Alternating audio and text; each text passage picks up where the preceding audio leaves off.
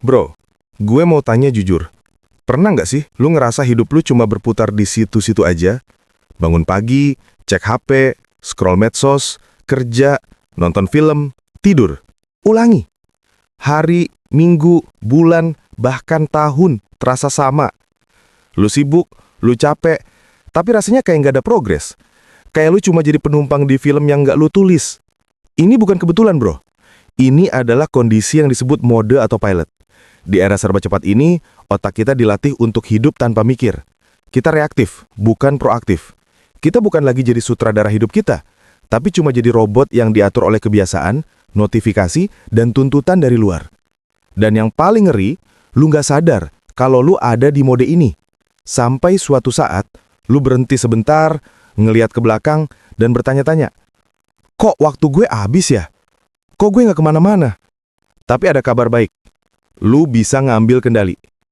Video ini bukan tentang nambahin kerjaan atau bikin hidup lu ribet. Justru sebaliknya. Ini tentang menciptakan sistem dan otomatisasi sederhana yang bakal membebaskan lu dari mode autopilot. Ini adalah cara filsuf untuk merebut kembali kebebasan lu. Gue janji, setelah lu nonton ini sampai akhir, lu bakal sadar, sistem tidak memenjarakan, melainkan membebaskan. Bagian 1. Mendefinisikan mode autopilot. Siklus yang menguras hidup lu. Bro, mode autopilot itu adalah kondisi di mana lu jalanin hidup hanya sebagai reaksi, bukan sebagai pilihan. Otak lu udah dilatih untuk merespons semua hal secara otomatis tanpa ada pemikiran sadar di baliknya. Bayangin siklus ini. Lu bangun pagi, hal pertama yang lu lakukan bukan tarik napas, tapi langsung ambil HP, cek notif, scroll sebentar, dan tiba-tiba lu udah kena distraksi. Lalu, lu kerja. Bukan karena lu punya visi, tapi karena deadline udah mepet. Lu kayak pemadam kebakaran, sibuk memadamkan api yang muncul tapi nggak pernah benar-benar membangun rumah. Malamnya, lu rebahan, buka video, sampai ketiduran. Besoknya, siklus yang sama berulang lagi. Ini bukan sekedar kebiasaan buruk, bro. Ini adalah siklus reaktif. Yang membedakan kebiasaan sama mode autopilot adalah kebiasaan itu pilihan sadar yang lu bangun untuk mempermudah hidup. Sedangkan autopilot itu refleks nggak sadar yang mengendalikan lu. Dan yang paling berbahaya dari mode autopilot ini adalah lu nggak punya waktu dan energi buat mikirin hal-hal penting. Tujuan hidup lu, mimpi lu, bahkan passion lu, semua tertutup sama kesibukan yang nggak produktif. Lu merasa sibuk, tapi lu nggak maju.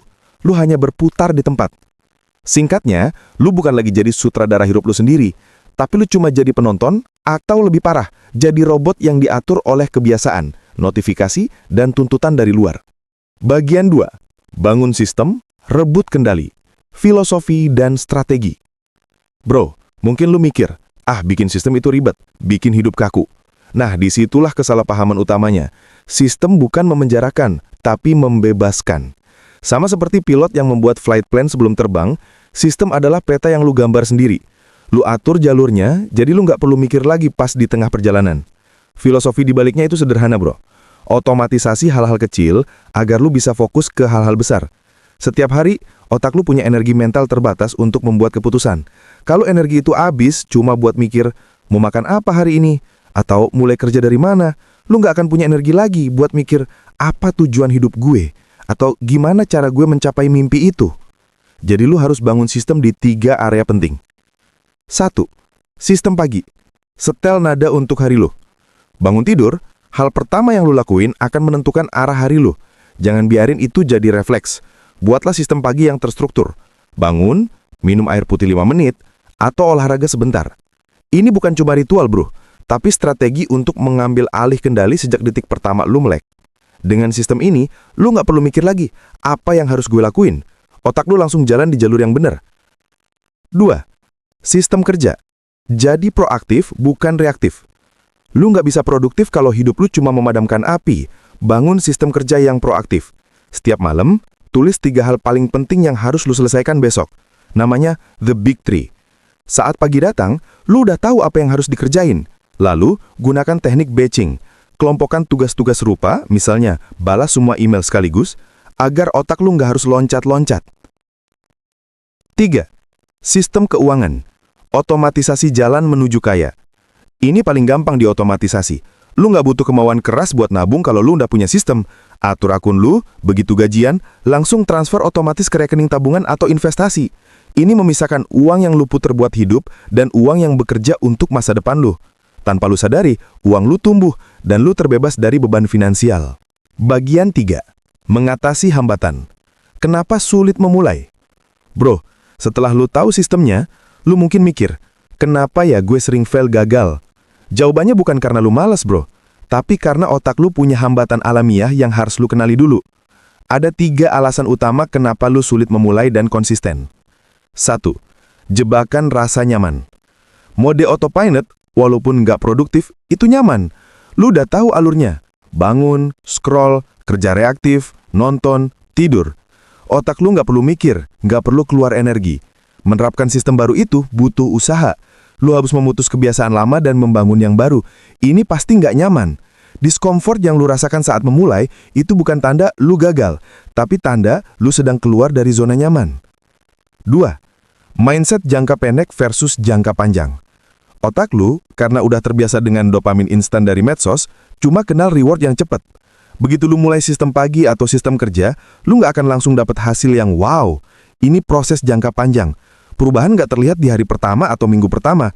Ini yang sering bikin kita nyerah. Kita maunya hasil instan, padahal hasilnya baru akan terasa setelah berbulan-bulan, bahkan bertahun-tahun. 3. Terintimidasi dengan tujuan besar. Lu mungkin mikir, wah, bikin sistem hidup itu kayaknya rumit banget.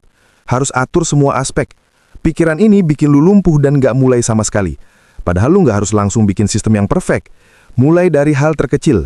Bangun sistem cuma buat satu hal. Misalnya, cuma sistem untuk bangun tidur. Setelah itu berhasil, baru tambah satu lagi. Perjalanan 1000 mil itu dimulai dari satu langkah kecil. Ingat bro, membangun sistem itu bukan soal kesempurnaan. Itu soal konsistensi. Lawan terbesar lu bukan di luar, tapi di dalam diri lu sendiri. Bro, kita udah habis-habisan. Lu udah tahu apa itu mode autopilot? Lu udah tahu kenapa itu berbahaya? Dan lu juga udah punya peta jalan untuk membangun sistem. Sekarang gue mau kasih satu pesan yang paling penting. Banyak orang salah paham. Mereka pikir sistem itu bikin hidup kaku, bikin lu jadi robot. Justru sebaliknya bro. Sistem itu adalah alat yang membebaskan lu. Saat lu membangun sistem, lu sedang membuat keputusan sekali untuk ribuan kali ke depan. Lu nggak perlu buang-buang energi lagi buat mikir hal-hal kecil. Energi itu sekarang bisa lu pakai buat hal-hal yang benar-benar penting. Mikirin tujuan lu, ngejar passion lu, atau berinteraksi lebih dalam dengan orang yang lu sayang. Sistem tidak memenjarakan, melainkan membebaskan. Karena yang membedakan lu dari orang yang terjebak di mode autopilot adalah lu punya kendali. Lu yang milih, bukan cuma bereaksi. Lu yang menentukan kemana hidup lu akan berjalan. Lu yang jadi sutradara, bukan lagi cuma figuran. Pilihan ada di tangan lu. Mau hidup di mode robot yang dikendalikan kebiasaan lama, atau hidup sebagai manusia seutuhnya yang punya tujuan dan kendali atas pikirannya sendiri. Kalau lu ngerasa video ini nambah insight lu, jangan lupa like, komen, dan share ke teman-teman lu. Dan pastinya subscribe, biar nggak ketinggalan insight-insight yang lain yang lebih dalam. Sampai ketemu di video selanjutnya. Keep upgrading your brain, bro.